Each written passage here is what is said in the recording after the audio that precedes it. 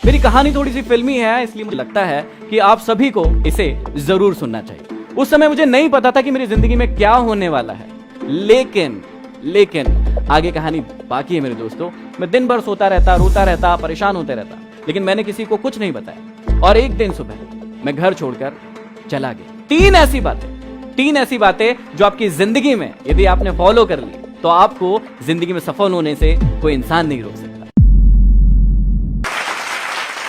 नमस्कार दोस्तों, मेरा नाम है महेंद्र दोगने और आप सभी लोग मुझे एमडी मोटिवेशन के नाम से जानते हैं। मैं रहता हूं मध्य प्रदेश के सबसे छोटे डिस्ट्रिक्ट हरदा में। मेरी कहानी थोड़ी सी फिल्मी है, इसलिए मुझे लगता है कि आप सभी को इसे जरूर सुनना चाहिए। इस कहानी की शुरुआत होती है 7th क्लास से। पढ़ने में बहुत ही गधा, उल्लू का पट्टा, डफर, कुछ भी कह सकते हैं आप। ऐसा था मैं 7th में। जैसे तैसे मैं क्लास पढ़ ही रहा था कि मुझे सप्लीमेंट्री आ गई 7th क्लास में, और उस क्लास को जैसे तैसे मैंने पास किया। आगे मेरी कहानी यहीं रुकने वाली नहीं थी, कहानी की तो अभी सिर्फ शुरुआत हुई थी। मैं आगे 8th क्लास को जैसे तैसे पास करके 9th क्लास में पहुंचा, और उस समय एक्सीलेंस स्कूल की शुरुआत हुई थी। उस स्कूल का नियम था कि जो भी बच्चा यहां पर फेल होगा उसे भगा दिया जाएगा। आप जान के आश्चर्य करेंगे कि उस साल, जिस साल ये स्कूल स्टार्ट हुआ था, उस पूरे स्कूल में एक ही बच्चे को सप्लीमेंट्री आई थी, वो था मैं। और आपको उससे ज्यादा जानकर आश्चर्य होगा कि उस साल उस सप्लीमेंट्री की परीक्षा को भी मैं पास नहीं कर पाया। मैं फेल हो गया और स्कूल से मुझे निकाल दिया गया। मैं बहुत परेशान हो गया, मैं चिंतित हो गया, क्योंकि लोग मुझे परेशान करने लगे। मेरे फ्रेंड सर्कल मुझे परेशान करने लगे। जब भी मैं रोड पर जाता था वो मुझे गालियां देते थे, कहते थे अरे देखो फेलियर आ गया, ये तो फेल हो गया था। कागज के टुकड़े फाड़ फाड़ कर मुझ पर उड़ाते थे। मैं बहुत दुखी हुआ, बहुत रोया, और मैंने डिसीजन लिया कि मैं आगे पढ़ाई नहीं करूंगा। लेकिन घर वालों ने जैसे तैसे मनाया कि तुझे फिर से पढ़ना पड़ेगा। मैंने कहा नहीं पढ़ूंगा। उन्होंने कहा कि तुझे पढ़ना पड़ेगा और फिर से 9th क्लास पढ़ना पड़ेगा। ये सबसे बड़ा टेंशन था मेरे लिए, क्योंकि वही क्लास फिर से पढ़ना मेरे लिए पॉसिबल नहीं था। जैसे तैसे करके एक गवर्नमेंट स्कूल में मुझे एडमिशन मिला, ये कह के कि भैया इसको एडमिशन क्यों दे रहे हो, ये तो एक्सीलेंस स्कूल से फेल है, इसे एडमिशन दोगे तो और ही हमारी स्कूल का नाम खराब होगा। उसके बाद मुझे जैसे तैसे एडमिशन मिला। मैं स्कूल में गया और मैंने एक चीज डिसाइड की कि अब मैं जितनी भी चीजें करता हूं लाइफ में, मैं स्पोर्ट्स में बहुत अच्छा था। 1500 मीटर जो रनिंग होती है उसमें मैंने स्टेट खेला हुआ है, जो खो खो होता है उसमें मैंने स्टेट खेला हुआ है, एनसीसी में CSM था। बहुत सारी दूसरी एक्टिविटी में मेरा बहुत मन लगता था, लेकिन सिर्फ एक चीज में मन नहीं लगता था, और वो थी मेरी पढ़ाई। लेकिन अब मैंने डिसाइड किया कि यदि अब पढ़ना है तो अच्छे से पढ़ना है। मैंने सारी एक्टिविटीज को खत्म कर दिया अपनी जिंदगी से, किसी भी एक्टिविटी को अपनी जिंदगी में आने नहीं दिया। और उसके बाद क्या हुआ, 9th क्लास में मैंने खूब पढ़ाई की, 10th क्लास में मैंने खूब पढ़ाई की, और मैं बना टॉपर उसी स्कूल का जहां पर मैं फेल होकर गया था। तो जहां पर मैं फेल होकर गया था वहीं से टॉपर बना। ये खबर जो है मेरे छोटे से डिस्ट्रिक्ट में हरदा में पूरी जगह फैल गई।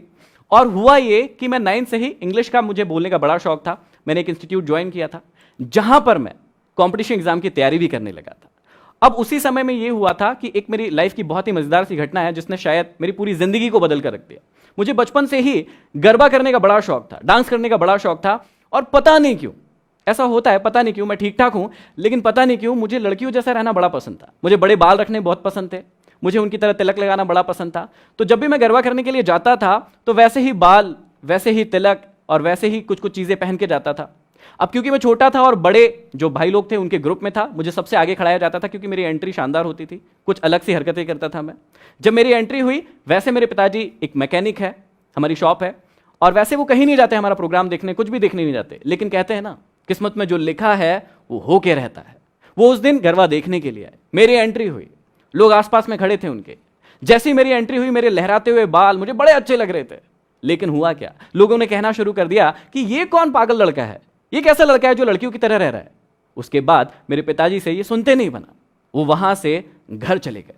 उन्होंने मुझे उस दिन कुछ नहीं कहा, लेकिन अगले दिन मेरे पिताजी मेरे अंकल के साथ बैठे हुए थे। अंकल ने मुझे बुलाया, कहा बेटा इधर आओ, ये क्या कर रहे हो, ये क्या हालत बना रखी है, लोग कह रहे हैं कि तुम लड़की जैसे दिखते हो।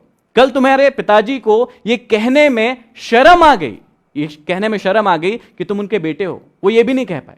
मुझे इस बात ने बड़ा दुखी किया। उस समय मुझे नहीं पता था कि मेरी जिंदगी में क्या होने वाला है, लेकिन आगे कहानी बाकी है मेरे दोस्तों। मैं बताता हूं कि उसके बाद क्या हुआ उसी ग्राउंड पर।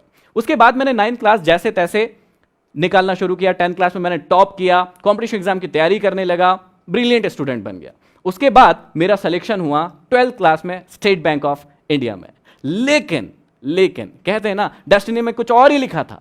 उस सिलेक्शन को मैंने एक्सेप्ट नहीं किया। उसके बाद मैंने उस सिलेक्शन को छोड़ दिया। मैं स्टेट बैंक ऑफ इंडिया का जो क्लर्क का मेरा सिलेक्शन हुआ था उसे ज्वाइन नहीं किया, उस सिलेक्शन को मैंने नहीं लिया। लेकिन उसके बाद कहते हैं ना, डेस्टिनी में यदि कुछ और लिखा हो तो फिर वो हो के रहता है।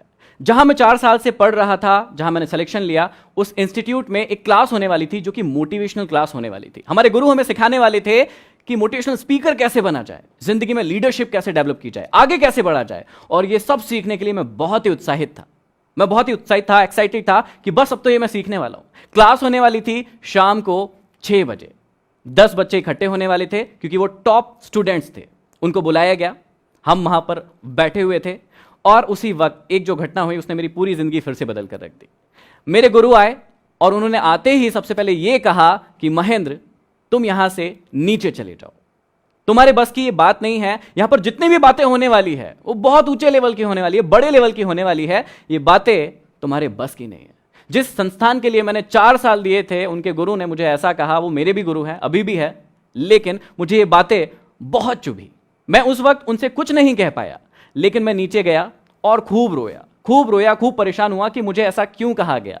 उस वक्त ये बात नहीं पता थी कि ये मुझे क्यों कहा गया, लेकिन आज समझ में आता है कि ईश्वर ने सब कुछ तय करके रखा था, इसलिए वो घटना उस दिन हुई थी। उस दिन के बाद मैंने उस संस्थान को छोड़ दिया। मैं आज तक वहां नहीं गया। मैं अपने घर गया, 3-4 दिन घर पर रुका और बहुत रोया गाया, परेशान हुआ। घर वालों को भी चिंता हुई कि इसके साथ ये क्या हुआ है। जो व्यक्ति एक भी दिन ऐसा नहीं हो कि इंस्टीट्यूट नहीं जाए, वो 4 दिन हो गए इंस्टीट्यूट क्यों नहीं जा रहा है।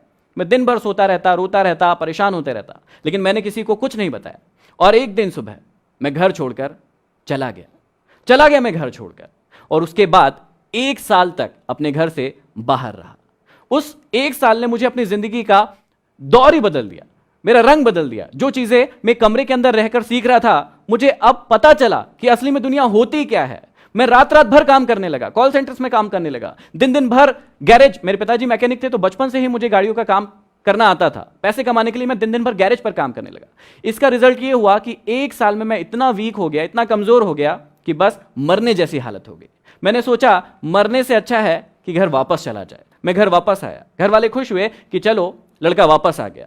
उसके बाद उन्होंने पूछा कि अब क्या करोगे। मैंने कहा कि पिताजी का गैरेज ज्वाइन करूंगा। उन्होंने कहा ठीक है।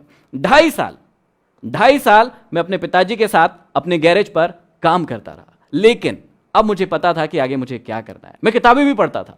मैं उसी दौरान किताबें पढ़ता था, मोटिवेशनल किताबें पढ़ता था, सेल्फ हेल्प बुक्स पढ़ता था। लोग कहते थे कि पागल है तो तूने स्टेट बैंक ऑफ इंडिया की नौकरी छोड़ दी, अब देख तेरी जिंदगी किस हालत में है, इससे अच्छा तो तू नौकरी कर लेता। लेकिन मैं मुस्कुराता था क्योंकि मुझे अब पता था कि मुझे अपनी जिंदगी में क्या करना है।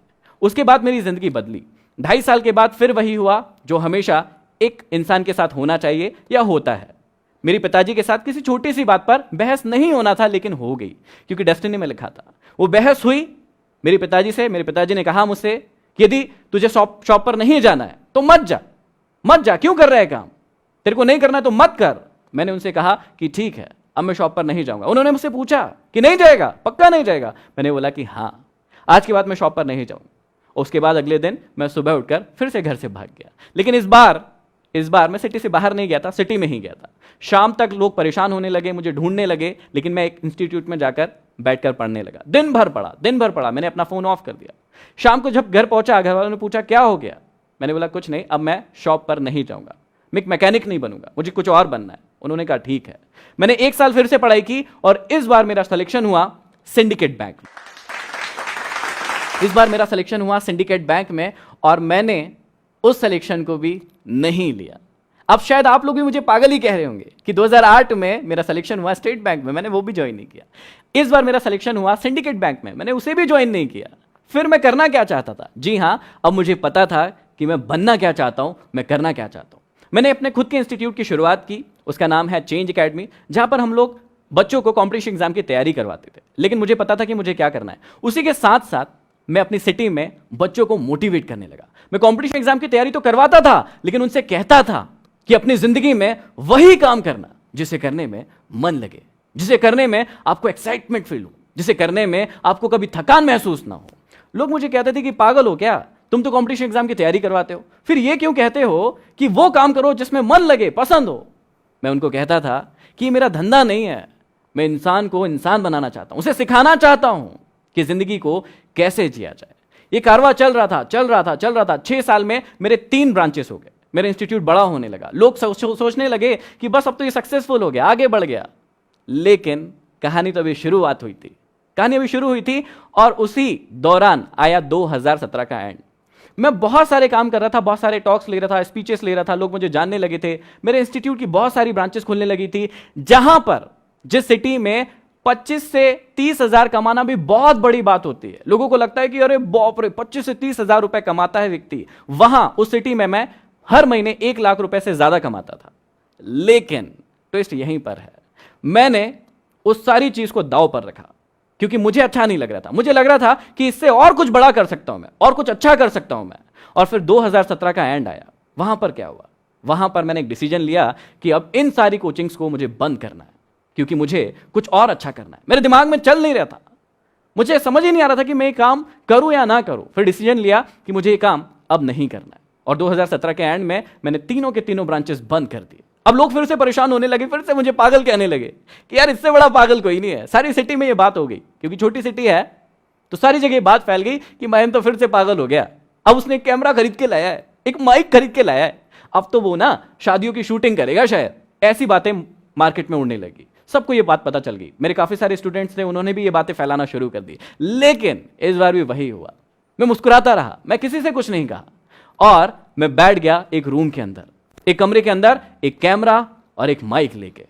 और फिर शुरुआत हुई मेरी जर्नी की। वो जर्नी थी यूट्यूब की जर्नी। मुझे पता था कि मुझे अब क्या करना है, मैं आगे बढ़ता गया। मैंने 4 महीने वीडियोस बनाना शुरू किए। शुरुआत में ये बहुत कठिन होता है, क्योंकि जब वीडियो डालते हैं तो यदि आप यूट्यूब से हैं तो आपको पता होगा कि व्यूज नहीं मिलते हैं, लाइक्स नहीं मिलते हैं, लोग उसे शेयर नहीं करते हैं, बड़ा दुख होता था। लेकिन मुझे अपने आप पर पूरा विश्वास था, मुझे पता था कि मुझे क्या करना है, मुझे पता था कि मेरी मंजिल कहां है, मुझे अपने आप पर विश्वास था। और इसी प्रकार मैं 4 महीने तक उसको जारी रखता गया। हुआ क्या, उसका रिजल्ट ये हुआ कि 5वें महीने में मेरा एक वीडियो वायरल हुआ। और वो इतना वायरल हुआ कि उसे 6.3 मिलियन लोगों के द्वारा सिर्फ 15 दिन के अंदर देखा गया। सिर्फ 15 दिन के अंदर 6.3 मिलियन व्यूज मिले और मेरी आवाज हर हिंदुस्तानी तक पहुंच गई। और लोग मुझे मेरी आवाज के कारण जानने लगे, लोग मुझे एमडी नाम से जानने लगे।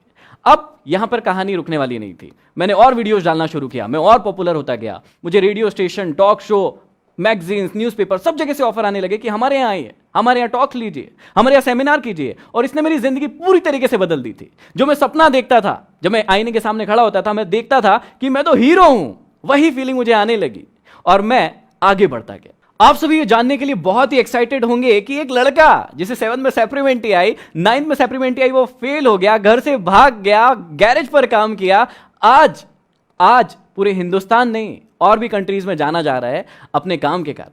तो ऐसी कौन सी सफलता की ट्रिक्स है, टिप्स है, जो आप लोगों को यदि मैं बताऊं तो आप लोग भी अपनी जिंदगी में सफल हो सकते हैं।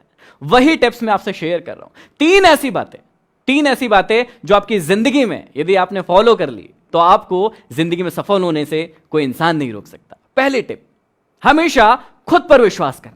हमेशा याद रखना, खुद पर विश्वास करना। क्योंकि कई बार जिंदगी में ऐसा होता है कि जब हम काम करना शुरू करते हैं, फेल होते हैं, गिर जाते हैं, लेकिन कई लोग वहीं पर पड़े रहते हैं, अपनी जिंदगी में सोचते हैं कि मैं आगे नहीं बढ़ सकता, मैं कुछ नहीं कर सकता। मैं आपको समझाना चाहता हूं, मैं आपको बताना चाहता हूं कि जिंदगी में किसी पर विश्वास करे ना करे, लेकिन सबसे पहले खुद पर विश्वास करें। दूसरी टिप्स जो मैं आपको देना चाहता हूं बहुत ही इंपॉर्टेंट है, अपने आप को कभी भी सस्ते में मत बिकने दीजिए। कई बार ऐसा होता है कि हम अपनी जिंदगी में जब एम बनाने के लिए बैठते हैं तो छोटे छोटे से एम बना लेते हैं, सोचते हैं कि ये भी हम कर पाएंगे या नहीं, खुद पर विश्वास नहीं होता है। दोस्तों, मैं आपको समझाना चाहता हूं कि अपने आप को और अपने सपनों को कभी भी लिमिटेड मत कीजिए, उन्हें बड़ा बनाइए और अपने आप को कभी भी सस्ते में मत बिकने दीजिए। और तीसरी और सबसे इंपॉर्टेंट चीज, हमेशा याद रखना, बड़ा नौकर बनने से अच्छा है छोटा मालिक बन जाना। हमेशा खुश रहोगे।